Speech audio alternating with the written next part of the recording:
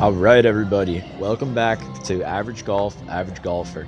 Today we're going to be playing 9 holes at Pebble Beach, and you're going to want to watch all of this because this was one of my better rounds with a whole lot of scrambling, some good shots, and of course some really bad ones too.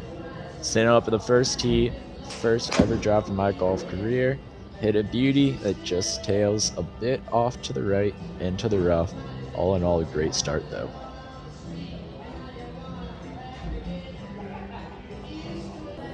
Now we got about 110 yards uphill for the approach shot, and any distance between 100 and 120 yards makes me about as uncomfortable as standing in front of the class at school while everybody sings happy birthday to you.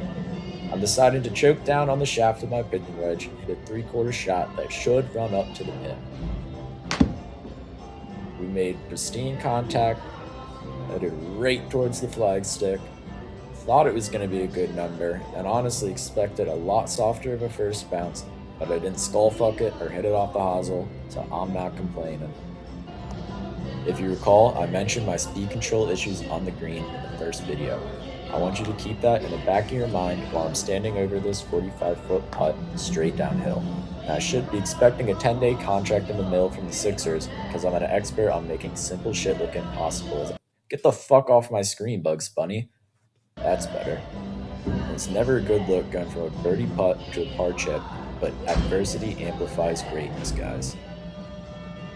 Now, I wish I could tell you that I'm standing over a chip for birdie, but we're going to hold off on the lying and cheating until at least my 5th video. I'm fully expecting to walk out of here with a double bogey, but as the GOAT Mike Green once said, Rebound box, back out to Allen, his three-pointer, bang! Looked like a par the whole way, was never worried. Greatness has officially been amplified. Booker replay, baby. Let's keep this shit rolling.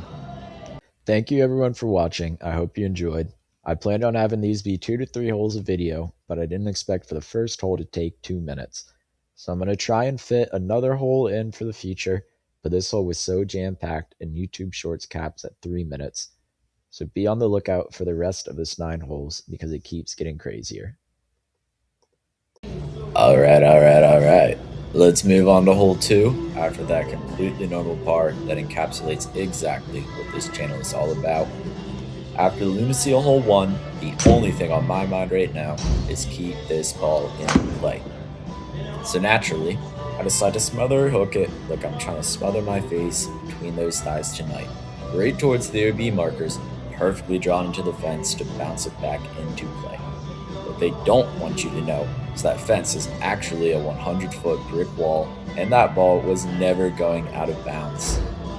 Since we're playing a par 5 that I couldn't reach with that drive, regardless of where it ended up, and we are absolutely advocates of playing to your numbers on this channel, I decided to hit an easy pitching wedge, which surely to be a stressless shot, to set myself up for an even easier P wedge into the green. And if you believed me, you must not have realized who you're watching. Luckily, even though I'm semi-blocked out by this tree, I'm still able to open up the stance and try and hit a baby cut onto the green. Leaving myself with another number tailor-made for a confident swing, the best club in my bag, my expectations here are 20 feet, or they might start calling me washed. After stringing those 3 shots together, you'd be lying your ass off if you wouldn't take having a 30-yard chip for birdie any day of the week. I'm going to officially give this chip the low-key best shot of the round award, especially after how horribly I've missed so far on this hole. Being short-sighted, hitting over multiple bunkers, I'm taking that shot 99 times out of 100. We finally made it onto the green, and the goal here is to just nestle it inside the circle of friendship.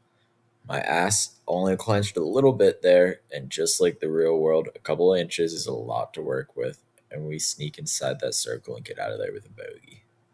After that dumpster fire disguised as golf, we make our way to what's to be a much calmer hole. After getting absolutely everything out of that drive, watching it soar 350 down the fairway, there's no way this hole results in anything other than a birdie. We have once again left ourselves with my favorite number in golf. Even though it's a bit downhill, everything is finally looking up for your boy. Surely nothing goes wrong here. I strike the ball absolutely beautifully here, and it's headed straight for the pin. Hold on. That's not in the script. And shit, it's almost in the gimme range. Are we sure we're waiting until the fifth video to cheat? So, after that completely real approach shot, I put myself at a distance to just hit it hard enough to end up over 8 feet past the pin. All jokes aside, this was easily my cleanest hole so far, and we moved to the fourth, one over par. After the best hole of the day, I step up on the tee box with supreme confidence, ready to blast my balls down this hole. And you know what? That's exactly what I did. Unfortunately, just as golf goes, you choose to aim straight at the bunker thinking, oh, there's no way I hit this straight. Man, just shut up and put the fries in the bag. Welcome back to another episode of I have zero idea how hard I'm supposed to hit this golf shot. The plan here is to hit a 75-yard, 56-degree, assuming the bunker will take power off the shot. And I either suck at golf or the needles are finally kicking in because that ball was juiced. And no, it's okay, TrackMan. My wedge bunker shot was definitely going to roll out 25 feet. Thank you so much. Alright, now surely I am not the only one getting flashbacks to the first hole here. If there's any consolation prize, if I do putt this off the green, I'll just chip it in again.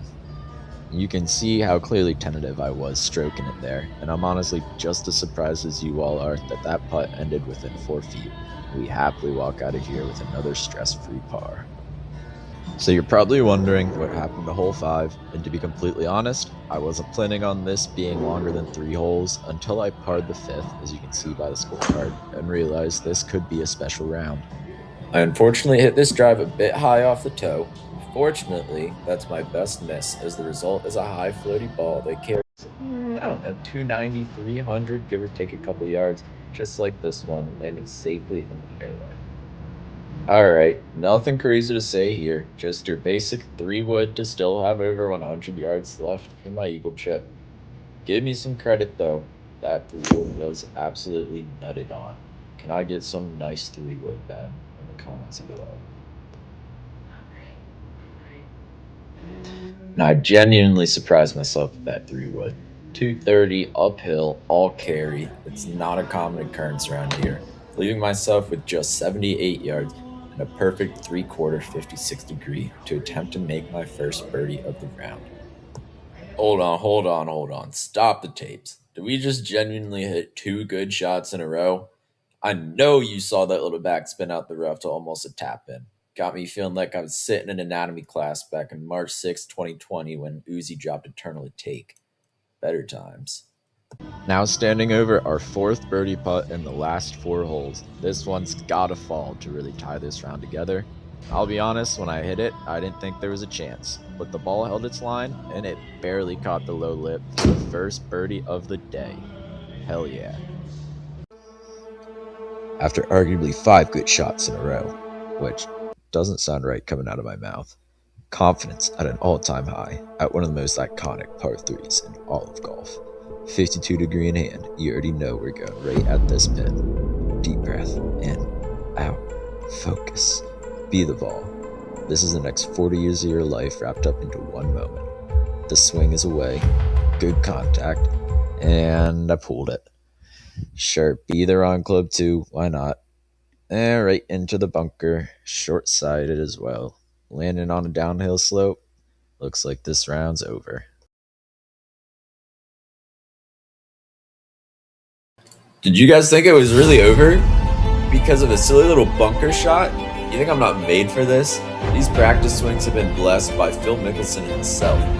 This wedge is from the GOAT Tiger Woods. And you think a beach can stop me? I have so much confidence, I'm not even going to watch this shot.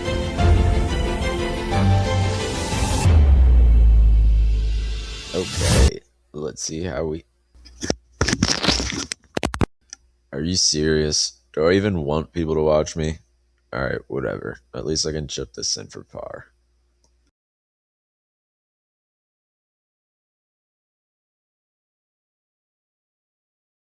Whatever, man. This hole sucks. Let's just sack up and sink this putt. I hate golf. 3-wood, downhill lie. All the pressure of the round rests on this shot. God damn, I'm ass. After an absolutely professional bogey, I step up on the tee box to potentially the hardest shot of the day. We are never worried though, and I hit an absolute piss missile. You couldn't walk out there and place the ball in a better spot than that. After that absolute swamp donkey of a drive, I plan to open up a 7 and hit a big cut, as this number is an uncomfortable number for me. Unfortunately, I overcut it, and now I'm just praying that this ball stays in play. Thankfully it does, and I'm left with just a little bunker shot. You guys should know by now that Hand's team absolutely always comes to play, even out of these TrackMan bunkers, if that's what you want to call them. Coming up is our par putt. Obviously, you know I had to make it interesting, which is why I hit it 7 feet past the hole and not to a foot. And we are officially on to the last hole of our first ever 9-hole course vlog. I hope you guys enjoy as we pipe another drive down the fairway that trails just off into the rough, setting up a tough second shot. 3-wood, downhill lie. All the pressure of the round rests on this shot. And we catch it as center cut as it gets, and there might be nothing better with a perfectly executed 3-wood as it rolls up just off in front of the green, and we're taking that 7 days a week and twice on Sundays. We hit our pitch shot to about 20 feet. Once again, not making anything easy, which has been a theme this entire round and my golf career in general. Leave in the comments if you think this is going in, and with 20 feet for par, we absolutely poured in the bottom of the cup, shooting 2 over for our first ever 9.